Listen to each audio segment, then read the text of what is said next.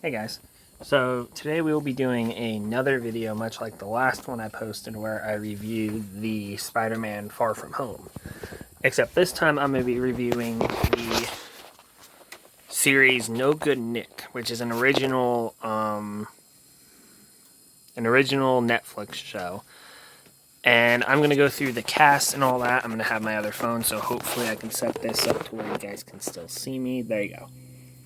Good. Okay, so I am going to be drinking coffee while I do this, just saying. Okay, so I have my other phone, and I'm going to go through the actors who play the main characters first, and then I'm going to go a bit more into the story. Warning, there will be some smaller spoilers, maybe a few bigger ones. I'm not entirely sure, but let's go ahead and start. So No Good Nick is the main character, the centerpiece of the show. Obviously is Nicole, who is played by Sienna Agudong. Don't know if I'm pronouncing that correctly. She is Asian, so don't expect me to pronounce an Asian name correctly. She is a 14-year-old, basically con artist whose dad's in jail and who is a foster child to a family of scam artists. I think she plays this character very well, and I think it's pretty cool how she does play this character because her real age is actually 14 too. So, she's not like a younger person or an older person playing a younger, role. So it's pretty cool to think of it that way. Sienna does do a good job portraying her emotions both on her face and in the actual show, so it does feel very realistic. I don't know what else she's been in. I know she's been in a couple other things, but those other things she played very different roles in, and she does play those very well. So I do like how this shows that she is a very wide range type of actor. The second person is Melissa Joanne Hart, or Joanne Hart, something like that. She plays Liz, who is the mother of the family that she is moving in with. She is a chef in the show, and she is one of the odd characters, I would say, because she is one of the ones that doesn't really show much anger towards other people. She has a little bit of frustration, but that's beside the point. The actress does play the mother role very well. She does play the role that she was given. I don't know what other roles she's been in, but I feel like she is a good actress in these type of roles, just based on what I've seen. The son, Jeremy, is played by Kalama Epstein. You may know him from other works that he has done, such as Maker Shack Agency, John and the Wolf, The Kid, and Under the Blood Red Sun. So he's actually the most, I guess, conspiracy-like brother. Since the beginning, he sensed there was something off with Nick. It doesn't get until, basically the very end of season 1 when he does make a turnaround for how he treats her. But yeah, for most of it, he was basically straight A student. He wants to be the class president, eventually become the president. Pretty black and white thing, like normal for that type of character. He is smart. He seems like he's a good brother to his biological sister, but not great when it comes to people just coming into his life. I'm just going to get this out of the way. All the actors played their roles exceptionally well in this, and I think they probably could play these type of roles in other shows quite well as well. So the next person is Lauren Lindsay Donzis. She plays the sister of Jeremy, and her character rooms with Nicole. Hold on, I gotta wait till her name pops up. Oddly enough, her name doesn't pop up on the actual Wikipedia or whatever for this show. But let me find out that real quick, guys. Sorry, I didn't expect her to not have that up on her actual thing.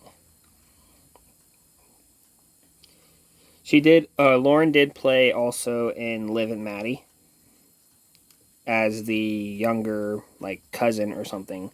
Okay, so I can't find what her name is in the show, so you might have to watch it to learn her name. But she was basically she trusted Nick basically right off the bat. They became best friends throughout the first season. There are some trials with her and everyone in the family, except for the father, who we'll be getting to here in a minute, where she basically has to show connection with them, and she has to constantly deflect the attention that Jeremy is giving to Nicole. But as for the character I'm talking about now, she seems to always be caught in the middle of it, siding with Nick for the most part. Does see Jeremy's side a few times, but is normally deflected by Nick. Yeah. And the last one is Sean Astin, who plays Ed, the dad of the family. Now, he does specialize in the, like this advanced paper mache type art. He is a banker. He so far portrays himself as a very loving dad. When some of Nick's plans come into the house and cause problems, he does have a solution for it. I'll get to that in the spoiler section. And, yeah, that's about it. So I'm looking down at the time right now. At about the 7-minute mark is where we're at now, and this is when we're going to start getting a little bit more into the actual story itself. So, spoiler alert from this point on, if you actually have any, reason to watch this show going forward and don't want to get spoiled, you might as well click off now. Okay, so Nick moves in with the family by lying, saying her dad is dead and her mom is dead in a car crash. Obviously, we know that's not true. And she basically hires this guy who I think is played by the guy who plays Spencer in iCarly. She constantly has him come along and basically help her steal from them. The first scheme is stealing wine bottles, which doesn't go right because the labels come on. She steams off the labels, which obviously if you don't have the label, you can't prove the price of the wine. So that one goes awry. She has the guy come in and steal all the specialized art, supplies that the dad has to use to make what he has. He calls the police. They can't do anything because there wasn't any cameras or anything that shows anything. And basically everyone thinks that he just left the garage door open. The dad did, because I guess he's done that before. So there's that. After that, he does install a security system. Has the guy put it in there. This point in the story, they are locked into the house and for like 6 hours or something, which he does treat that, teach them self-defense and all that while they're waiting. At this point in the story, I'm going to backtrack just a small bit. Nick does cheat the election at the school to get the brother Jeremy to win to try to gain his trust. So the entire time they're locked in there, he's complaining because, he has to get out of the house so that he can show that he's a capable leader and all that fun stuff. The way Nick gets the money from the stuff she stole and had the guy sell was he posed as a delivery man, hid the money in the pizza, and there you go. So the rest of the first season, there are a couple more schemes that happen, but I don't want to spoil all of it for you, so I'm going to keep the rest of them out. So Nick basically the entire first season is trying to get money to get her dad out of prison. You learn that the money isn't for an attorney, but for the mob. Or the gang or whatever that he owes money to. Not going to go any further into that. I want you guys to watch up the series to learn, or season to learn more about what's going on there. Jeremy obviously gets elected because of Nick cheating the election. He still has reserved, hatred or distrust or whatever towards her. Never really trusts her all the way. One of the next schemes, which I'm not going to talk too much about here, does lead a lot of people to the house, which does raise some suspicion there. But she, for the most part, deflects that. Okay, the sister, which I still don't remember the name because it wasn't on the Wikipedia. I'm sorry, guys. I'm going to try to find it while I'm talking. But she basically, from the start, has trusted Nick. They've had some adventures together. Nick consistently kind of takes her side and makes stuff up, basically, to get her spirit squad, or I forgot exactly what they're called, but they're basically people who are trying to change the community by, you know, becoming vegan and finding out ways to save animals and supplies and food and all that other stuff, right? She constantly lies and stuff to kind of, I don't know, sabotage the girl that's trying to take control of the group of friends that her sister's in. So basically, from start to finish, Nick's on her side. Nick's constantly trying to make her look good and all that fun stuff. And so the sister never really thinks she's doing anything wrong. In the second season, a lot of this that I'm saying to you in terms of how the characters react among one another does change quite a bit. But I'm not going to get into season 2 because that's for another video. And I'm also waiting a little while in case some of you guys have seen the first season but want to watch the second one and don't want it to be spoiled. Now, I don't remember when the first season came out, mind you. So keep that in mind. So finally, the dad. Now, the dad works at the bank. Nick gets close to him by saying she wants to open an account there instead of somewhere else. Obviously, this all has to do with her getting money for her dad.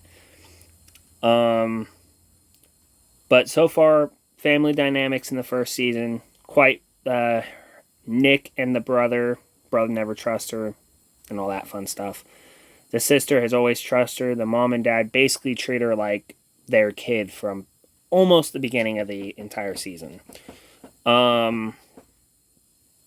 Nick obviously never really wanted to unpack there and get connected, but she does. And so she develops the feelings and all that that's her family. She loves them. They love her. She doesn't want to leave them, doesn't want to steal from them anymore or anything like that. And she constantly has that conflict throughout the season. She does constantly decide to go back to stealing from them just because it's her dad and she wants him out.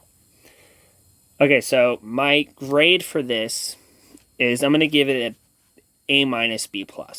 The only problems I see with this is that the season was short. Now, that's the only reason that affects the grade is because I feel like if they had a few more episodes, because there's 10 episodes in season 1 and 10 episodes in season 2. I feel like if it was more like a 12 to 14 episode thing, then we'd get a little bit more character development. You know what I mean? There'd be, you know, the other episodes that are added in could be centered specifically around one character, and that's it. And that would be a pretty cool thing maybe moving forward if they make a season 3. Now, in terms of rating, I'd give it 9.5 out of 10. The only real things is the episodes, as far as how many there are. I feel like some of the acting done by the side characters needs some work. But that's not something that I'm going to knock down a whole entire number for, you know what I mean? But that is the video today, guys. I hope you enjoyed the opinion. Please check out No Good Nick on Netflix. Season 1 and 2 are both out right now. Watch Season 1 to kind of fill in the holes of stuff and maybe learn the stuff I didn't tell you. And then if you do enjoy that too, watch Season 2. I guarantee you will enjoy it. That video will be out maybe next month. Gives you guys a little over a month to watch it in terms of when it came out. If you are already watching Season 2, let me know what you think down below. Thank you guys for watching. I'll see you guys in the next one.